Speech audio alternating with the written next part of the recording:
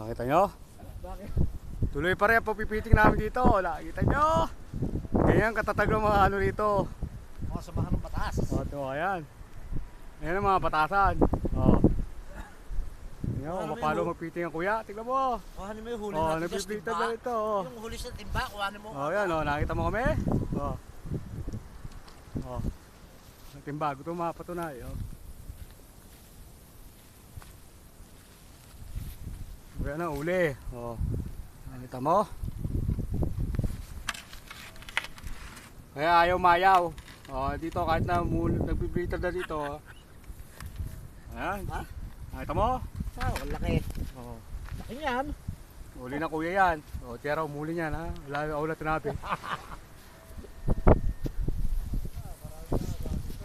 O, tuloy-tuloy pa rin kami.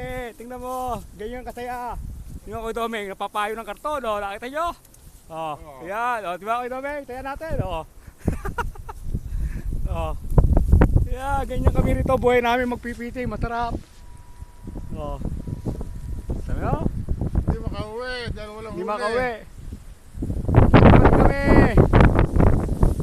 Ah! Ingit lang kayo. O, tuloy pa rin kami yan. O. Ito, the best. O. Yun yung tatay. O. Paano magiging payong niya? Nasa payong niya, bangko. Ayos! Oh, kuya, ayan, tingnan, panoorin nyo, ginagawa ng kuya, oh, pinapakita lang. Ayan na, oh, di ba, kita. Dalayo, yun! Grabe, grabe, oh. Wala nang may pagbulamang mga taga-Winnipeg. Grabe rito. Oh, Bagyo-bagyo ito. Nakalagay sunny eh. bagyo-bagyo, oh, tingnan mo. Tingnan mo, dalupit namin, oh.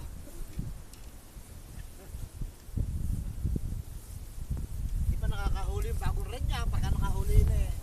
Ayan, may pinapalawag naman ng kuya. Ayan naman. O yan, dadayo namin. Tingnan mo. Okay. Ito, ayan ang aking teritoryo. Ayan.